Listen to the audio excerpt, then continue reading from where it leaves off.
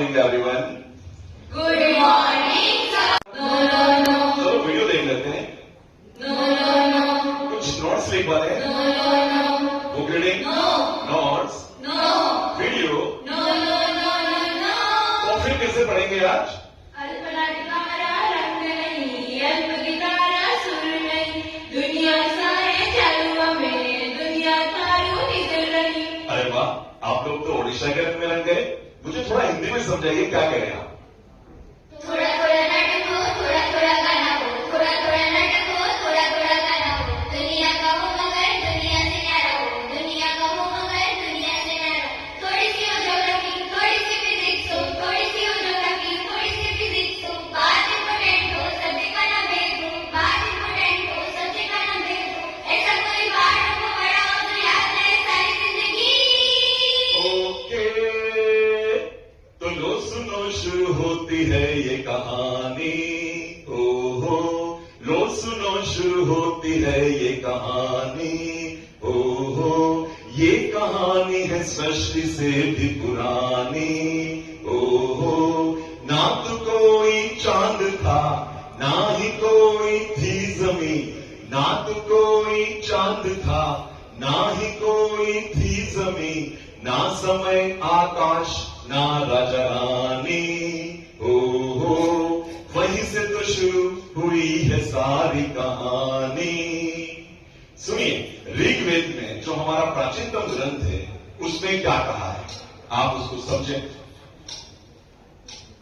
सृष्टि से पहले सत नहीं था, असत भी नहीं, अंतरिक्ष भी नहीं, आकाश भी नहीं था, छिपा था क्या, कहां, किसने ढका था, उस पल तो अगम अटल जल भी कहां था।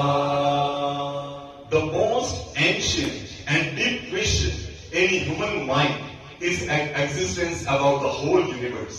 Where did this universe originate from and how?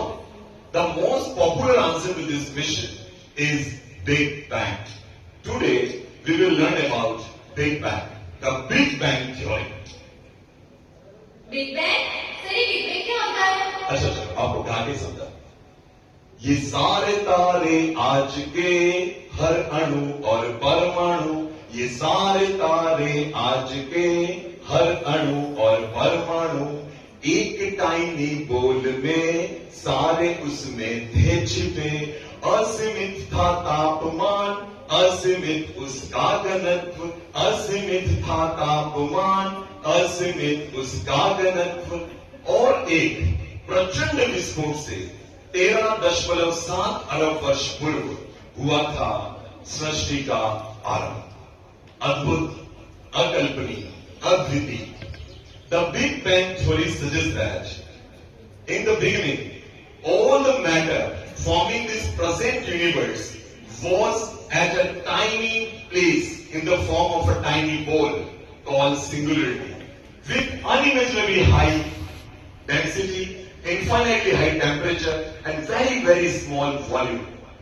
And 13.7 billion years ago, it exploded and originated universe.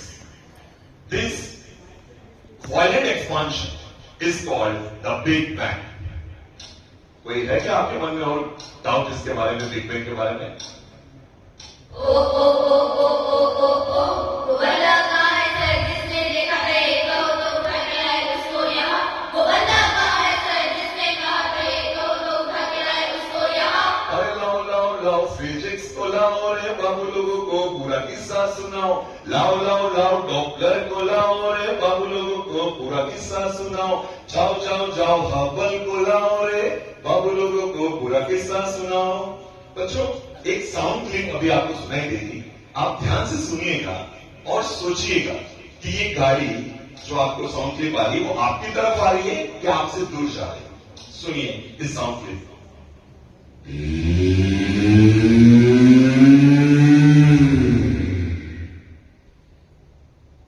आपको लगा हो होगा, जब गाड़ी आपकी तरफ आती है तो उसकी आवाज थोड़ी सी लाउड हो जाती है, और जब गाड़ी जैसे आपके पास से गुजरती है तो आवाज उससे कम हो जाती है। ये फिजिक्स का एक concept Doppler's law.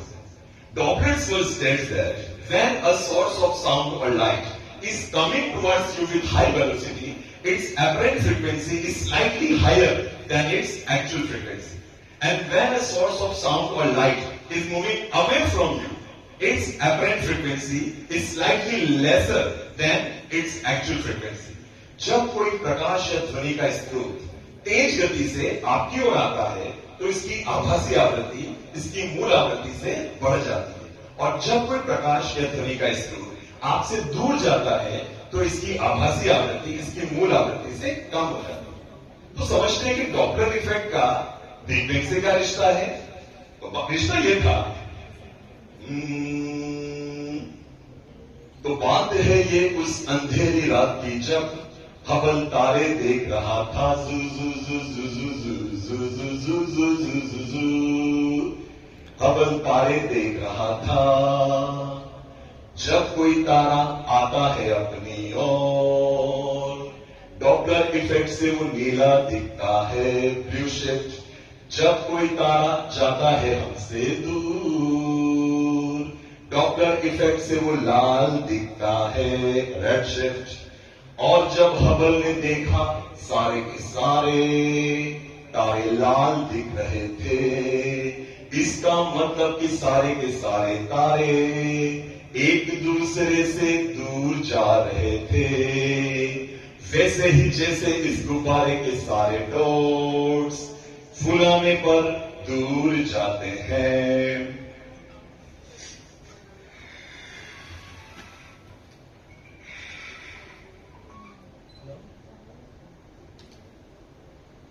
Edwin Hubble in 1920 provided evidence that our universe is expanding due to Doppler's effect. If we reverse the time, just like the balloon, the stars and galaxies were closer, closer and closer. And it is estimated that about 13.7 billion years ago, all the galaxies and stars were at a single point, that is singularity. And universe originates from the Big Bang. The expansion of the universe is a very strong evidence of the Big Bang theory. तो बच्चों आप लोगों को proof मिल गया होगा कि 13.7 billion years को किसने देखा था बिग बैंग हुआ था, डॉपलर इफेक्ट से पता चला। और कोई प्रश्न आपके मन में? तो जब कुछ भी नहीं था और फिर बिग बैंग हुआ था, तो अब ये तो बताओ उसके बाद हुआ था क्या? उसके बाद हुआ था क्या? Okay, so let us understand what were the chain of events which took place just after Big Bang. Just after Big Bang, 13.7 billion years ago, Big Bang occurs. Just after Big Bang, some of the energy get transformed into the mass, that is equal to E0 to mc square. Within 3 minutes, first atom formed, that was hydrogen. Within 3 lakh years of Big Bang, the universe becomes transparent and the temperature drops to 4,500 Kelvin. Within 5 to 6 billion years ago, our stars, galaxies were evolved in the hydrogen cloud of nebula, and the dark space lightens up.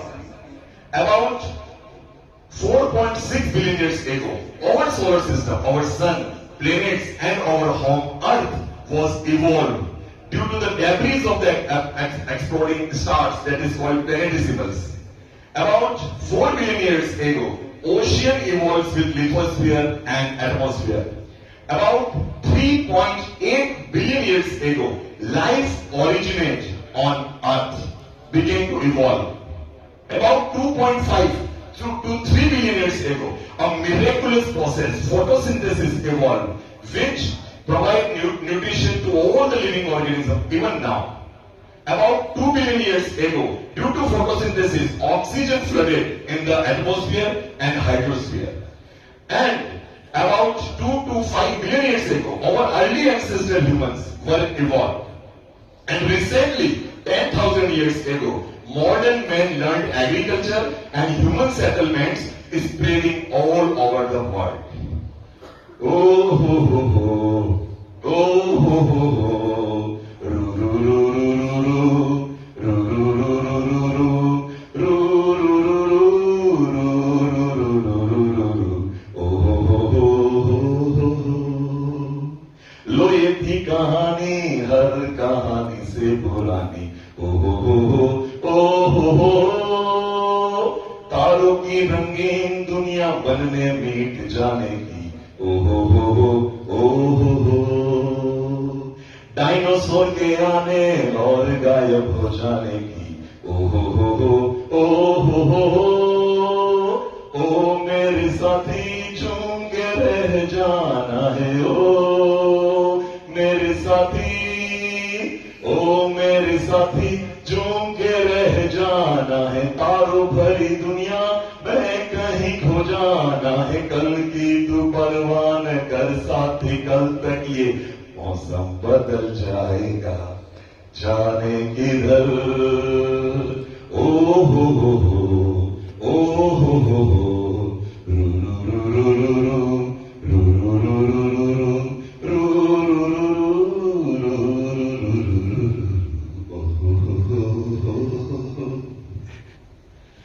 The most astonishing truth about this story is a stone lying quietly outside this hall, so unimportant, so ignored, was once burning inside the heart of a star.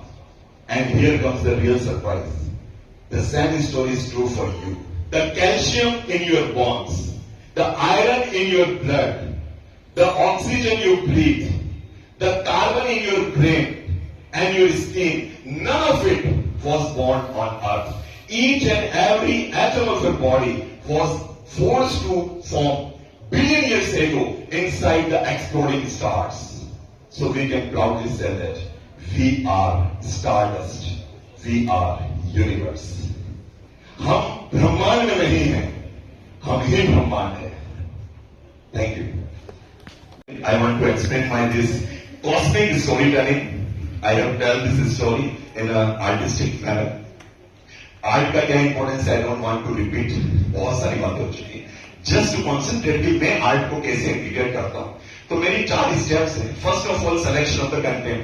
मैंने जो content इस्तेमाल करने की कोशिश की है वो बहुत एब्स्ट्रैक्ट है, उसको अनकंपेरेबल है, रिक्रिएट भी नहीं किया जा सकता, लेकिन उसको कैसे बताना है तो मैंने ऐसे चैलेंज इसको लिया, क्योंकि मुझे लगता है कि आर्ट को टफ से टफ टॉपिक पे भी डालना है, हमको क्वांटम फिजिक्स पे आर्ट की जरिए बतानी चाहिए। दूसरा, कौन सी आर्ट फॉर्म हम इस्तेमाल करें, तो मैंने यहां पर परफॉर्मेंस आर्ट इस्तेमाल की है, बिकॉज मैं बहुत रूरल एरिया केएसपी का एरिया है हमारा, उदयपुर में, राजस्थान, वहां से आता हूं, वहां आपको रिसोर्सेज की बहुत कमी है। मैं यहां पर सिर्फ एक बलून लेकर आया हूं, ये चार्ट मुझे यहां मिला, मैंने प्रिपेयर किया। अदरवाइज यदि बच्चे यहां होते तो मैंने इसको नुक्कड़ नाटक की तरह करना है कि कई बस स्टैंड पर भी मैं 4 बच्चों के साथ कर सकूं। तो मैंने परफॉर्मेंस आर्ट लिया, minimum resource maximum output. Performance का जो बैलेंस है, यदि कंटेंट 100% होता है तो it reaches the brain, but if you integrate little bit art then it will reaches your heart, then it will reaches your soul. तो एक परफेक्ट बैलेंस जरूरी है। बहुत ज्यादा आर्ट हो जाएगी तब भी हमारा कंटेंट मिस आउट हो जाएगा और पेडागोजी जो है वो पूरी कार्य नहीं होगी। और जो 4th पॉइंट है स्टूडेंट का एंगेजमेंट, जो मैंने कुछ यहां किया, मुझे ज्यादा नहीं आता है, मुझे बच्चों ने I just started the engine and the students drive the learning cycle, the journey to the learning. तो बच्चों ने ही ये जो लिरिक्स, इसको किस तरह से मॉडिफाइड करें, कैसे ये करें, ये सारा बच्चों की तरफ से था। एंगेजमेंट में वीडियो भी मैं बता सकता हूं, लेकिन वो स्क्रिप्टेड लगेंगे। तो मैं चाहता हूं कि हम समझ लें कि किस तरीके से बच्चों का हमारा इसका इंटीग्रेशन होगा।